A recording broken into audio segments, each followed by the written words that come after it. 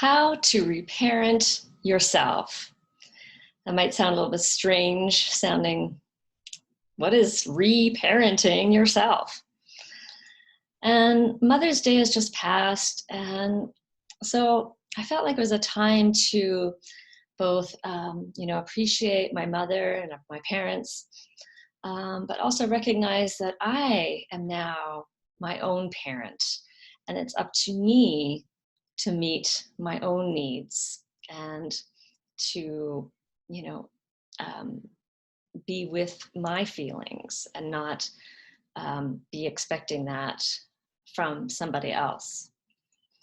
And so this is a really huge leap that I think that you can make into from going from the kind of child mind into the more mature kind of mind.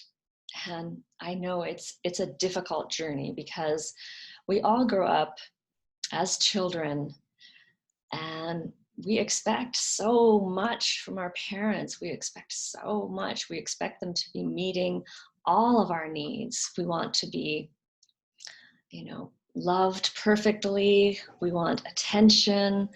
We want acknowledgement. We want our parents to be proud of us. We want reassurance and praise and, physical affection. So there's, and that's, goes on, on top of our basic physical needs. And I was a nanny for quite some time, and I know how hard it is to meet a child's needs all day. It's a demanding job being a parent.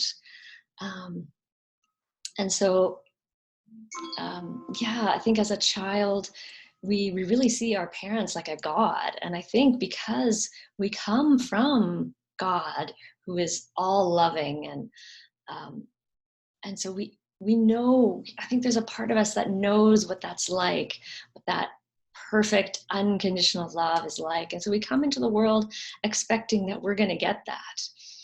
And when we don't get that, we can feel a lot of sadness and frustration, disappointment and anger.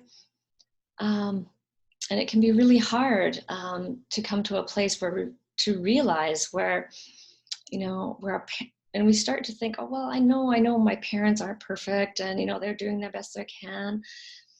And, that's definitely step one. And then the next step is even to take it further and to start looking at how you can meet your own needs and how you can, comfort yourself when you're feeling sad or, so it's really tuning into that inner child and trying to discover what it is that they're wanting. And that's not always easy. Like, how do we communicate with our inner child? For me, it's come through a lot through dreams at night. Just last night, I woke up after a dream, and I didn't immediately know what the dream meant, but I just kind of followed it and let it sit just kind of in a gentle, loose kind of way, rolling around to see what other thoughts and feelings came up around that. And so then I could feel what that child was feeling. And I realized that she was still feeling some sadness from leaving her husband. And even as I talk about it now, I can feel that emotion. And so even though as an adult, I think, oh, well, I'm all over that. But clearly, there's a part of me that maybe unconscious part of me that hasn't healed all the parts. And it might be even just a very small part of me that still has that little bit of grief or a little bit of sadness. And so, that's one way that we can tune into our inner child, is to listen to our dreams and see what's coming through, see what unconscious things that maybe we haven't tended to yet.